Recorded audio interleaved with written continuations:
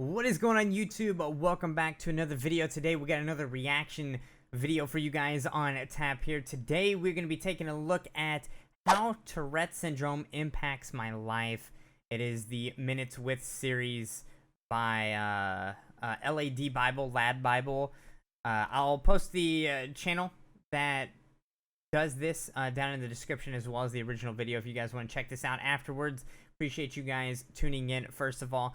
So the person that this is featuring is Sweet Anita. You can find her on YouTube, TikTok, Twitch, I believe, as well. I'm not a big consumer of her content. I've seen a few clips here or there on Twitter or whatever.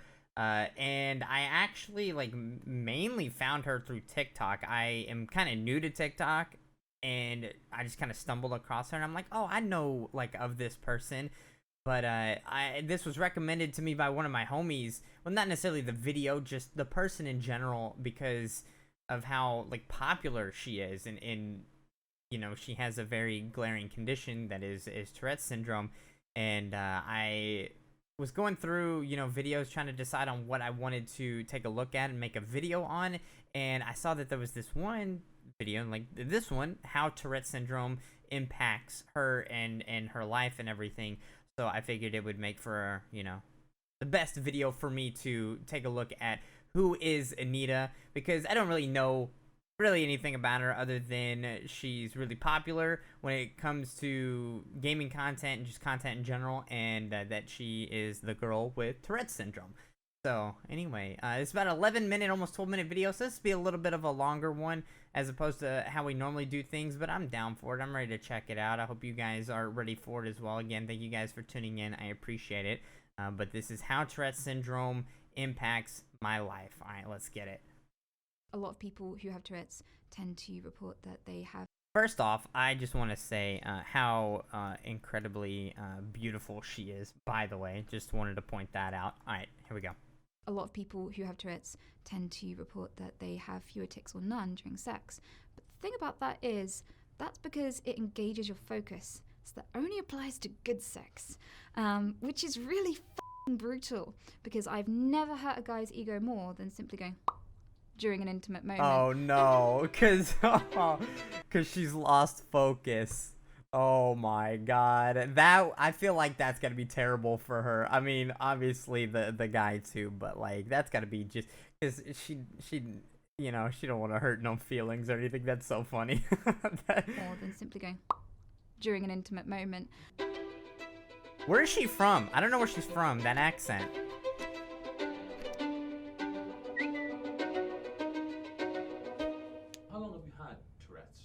As far back as I can remember, if I'm honest. I mean, I actually had noticeable tics before I was speaking. So probably at least since the age of 1 or 2.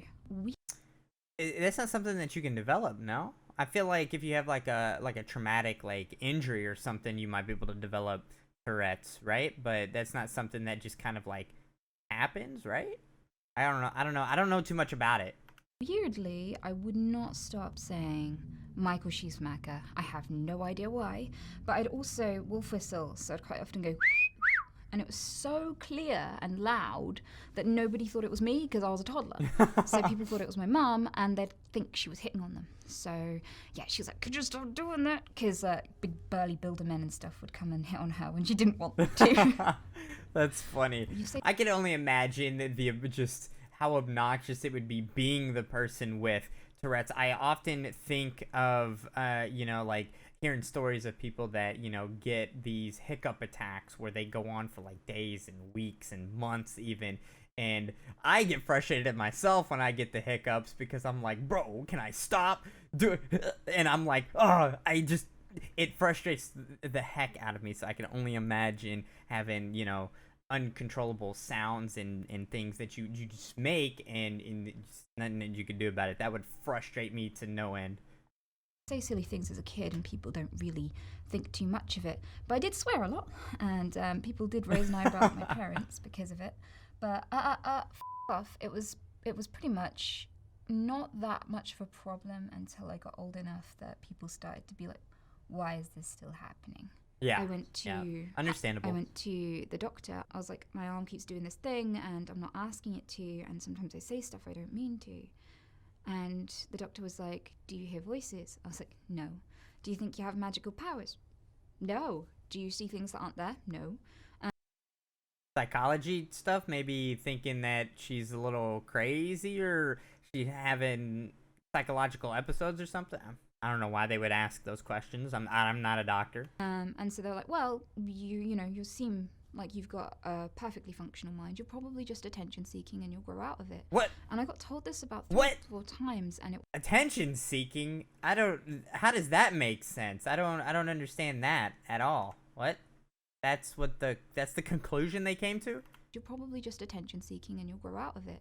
And I got told this about 3 or 4 times, and it was really frustrating, and I felt really afraid to engage with people because I thought they'd think I was attention seeking, and I thought they'd automatically hate me. So I was terrified of interacting with people after that. There wasn't It put that thought into her head, and that sucks, honestly.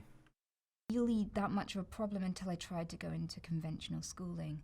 So when I started to try real school, I had a lot of barriers. I couldn't explain while I was talking, just shouting over the teachers. I I didn't think about that. Just the way that, I mean, I don't think she's from America. I could be wrong, but here in America, at least, like, we all sit down in a classroom and in like a public school setting, and I can only imagine how hard it would be for the teacher, and obviously the kid wouldn't, like, it would be tough for them too, because they're not trying to be rude, they're not trying to interrupt or anything. It's something that's out of their control. But as far as the teacher, like, keeping control of the other kids reacting to it, on top of the teacher having to stay focused on everything on top of I feel like, God, that would be so frustrating for the kid.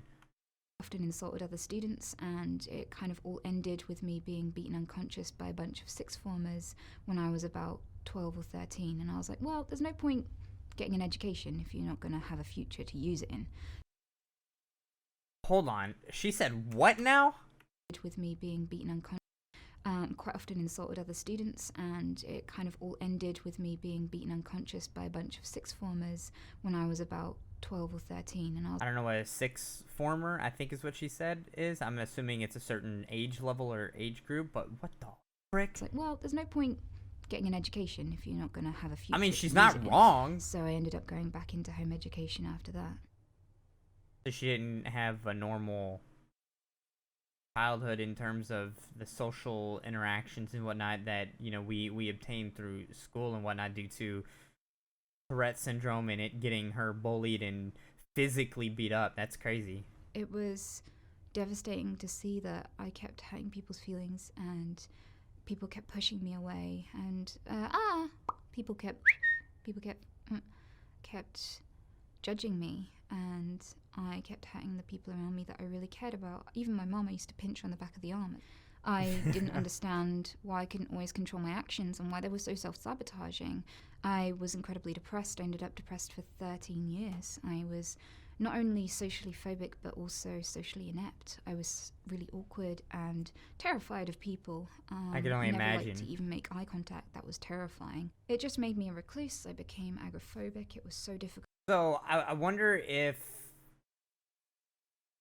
because she said that, like, things that really take her focus is like when you don't tick very often, so those social interactions and being so awkward, and what, I wonder if that made it just even worse when she had to have those interactions. She would tick more, Difficult to get a start in life because I just became really socially phobic of people. Yeah. You got some scars on your arm. Was that something that was during the period of depression you were going through? But that all started when I was about 8 or 9. I didn't even notice that. And I didn't think that anyone would ever know that I did it. And I don't mind talking about it because I'm not ashamed. And I didn't realize that anyone would find out or know, or anyone would judge me for it, because I was a child, Right. and I was always alone. So yeah, I never knew that I was going to have to face judgment and misconceptions about it. In the end, I found healthier ways of coping, but nobody shows you that when you're 9. Right. So this Yep. was what I did. And yeah, luckily, don't do it anymore. It took quite a few years to get over it and figure out better ways, But yeah, like I said, I'm not ashamed that I got through it. I didn't really know how to explain myself. I didn't know there was a word for what I was, and I eventually had heard of Tourette syndrome, but I had such a stereotype in my head of what it was that I never thought that that could apply to me. So my stereotype of Tourette syndrome was that it was only swear words, that you always shouted them, that it couldn't ever be complex. And the things that I was doing when I was alone were complex. Sometimes I'd sit there and I'd just go, I killed 52,000 men. And that doesn't seem to fit with the idea of someone just shouting one random word over and over. There were certain situations where it didn't happen, and I didn't know why. When I interact with animals, when I'm caring for someone, I don't tick as much. When I whistle, I don't tick at all. And when I, Whistling? She doesn't tick when she whistles? That's interesting. Focus and fixate on something without distraction, the ticks go away. Weirdly, maybe I shouldn't bring this up, but I'm gonna anyway. Sex is one of those things. And a lot of people who have Tourette's tend to report that they have fewer tics or none during sex. But the thing about that is, that's because it engages your focus. So that only applies to good sex, which is really f***ing brutal, because I've never hurt a guy's ego more than simply going during an intimate moment. And I have had tics. Like I punched a dude in the dick, and he stayed with me for 5 years after that, so he was a champ. In my early 20s, I was like, I've had enough. This is definitely involuntary. This is definitely not attention seeking. I do it when I'm alone.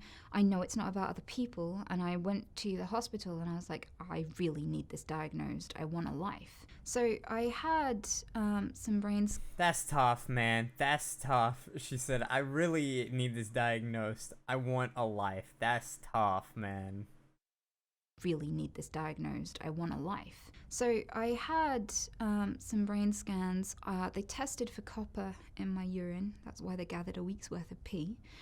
Because copper poisoning can cause involuntary movements and actions too, and can look like tics. And so this is why anyone who experiences something they suspect is a tic should definitely go to the doctor, because you never know, it could be something incredibly serious. And so copper poisoning? How the frick does that happen? I never even knew that was a thing. That is, it's like it has the same symptoms as Tourette's. I never knew that. Yeah, they ruled out a lot of things.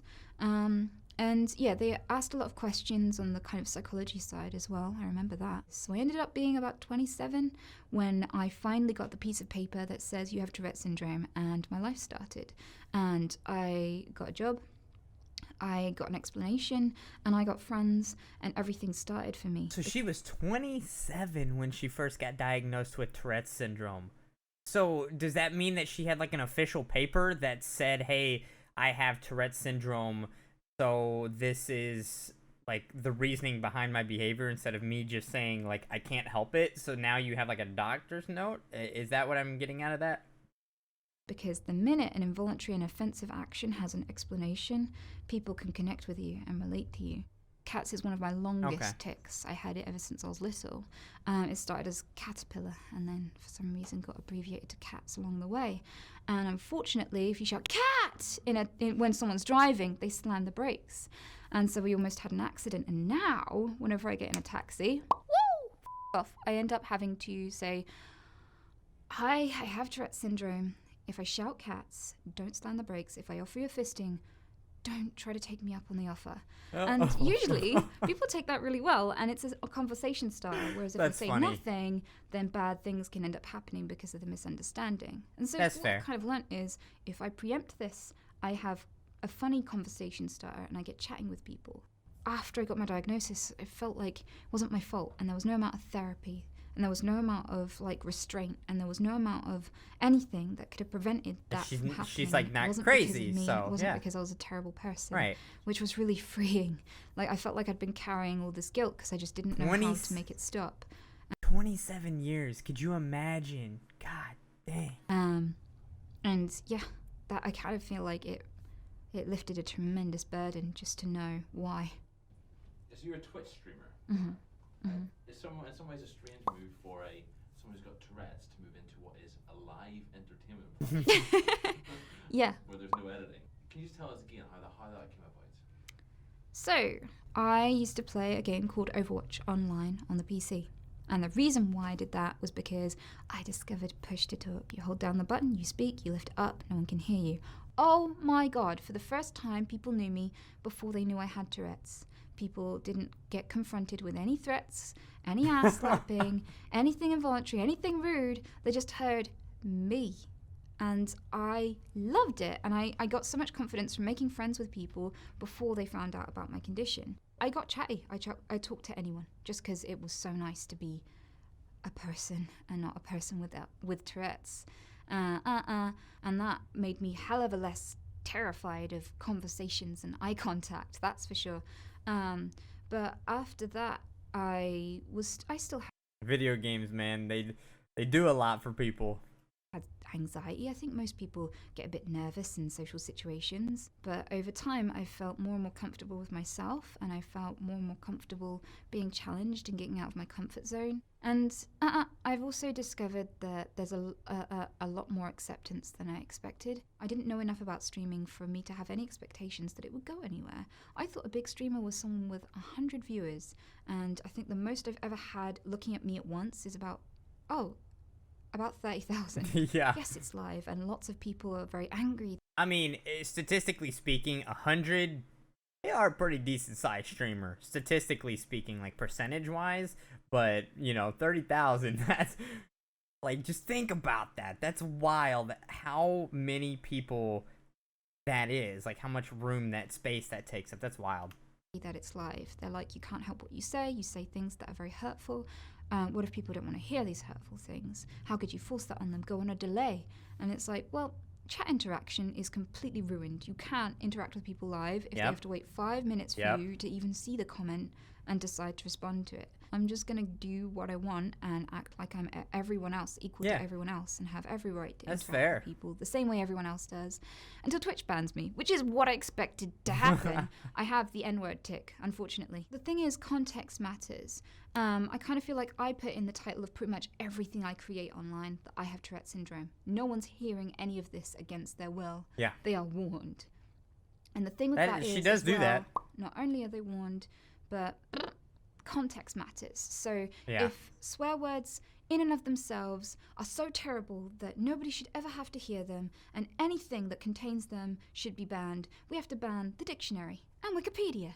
Context matters. It's so obvious. And because I'm not trying to denigrate anyone or hurt anyone, the reason I've been let off is to allow access for people with disabilities. And that's why I'm still here. And I'm really glad that the platform has the clarity to recognize that and let me be a part of all this.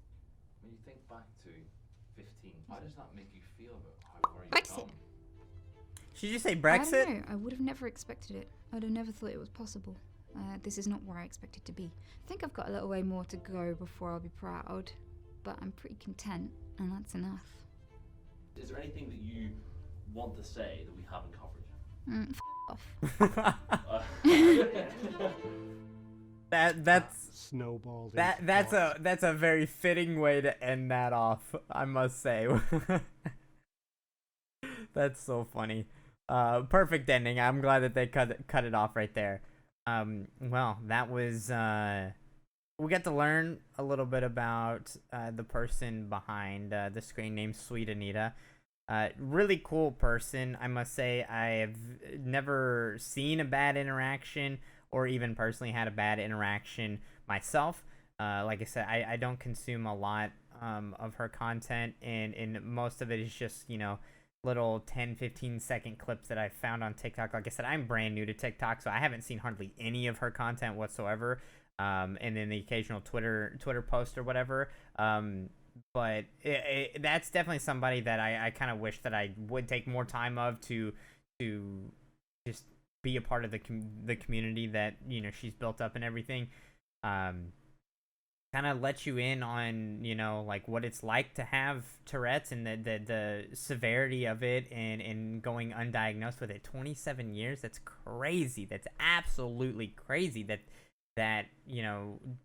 I'm victim of the same thing.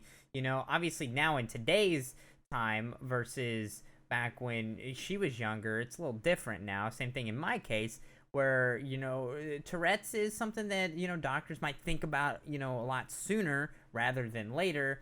And then the same thing with me being misdiagnosed with celiac disease for, God, like 7 or 8 years, something like that. It's I can relate to that degree where it's like you have that sense of relief where you're like, I can be normal, you know, or I can, you know, like there's some, I don't know, I'm at a loss for a word here, but there's some normalcy, I guess, to it, you know, where it's like, okay, now I know the steps to take moving forward, right? I know how to feel better, to be more accepted. There's a reason behind this, you know, this madness now. And it's not just me being broken, you know, so to speak. I enjoyed that video. Shout out to the homie Tony for recommending me. Maybe we look at some of, you know, her clips and whatnot, some of her funny moments and all that, make a video out of that. Same thing with Corpse. I plan on doing more Corpse Husband videos as well in the future. But yeah, that was how Tourette's syndrome impacts my life. Like I said, I'll put the YouTube channel for this channel, and then I will also put the actual video itself down in the description. So if you guys want to check out more of their videos, or if you want to check out Anita, I'll even put her her socials and whatnot down there. So if you guys are interested, if you don't know who she is, you can go follow her on her platforms and all of that as well. But anyway, I hope you guys enjoyed the video. I know I did. If you enjoyed the video, make sure you hit that thumbs up button. Leave a comment in the comment section below. Let me know your thoughts about sweet Anita, and maybe if you have Tourette's, you know, let us know, you know, a little bit about yourself and how it has affected your life. And yeah, that's pretty much all I got for you guys. Make sure you hit that subscribe button if you're not already subscribed. We're still pushing to 1,000. We're almost to 800. We're super close, but we're getting there. Appreciate you guys tuning in once again for another video. But with all that being said, I'm done here. So I will catch you guys in the next one.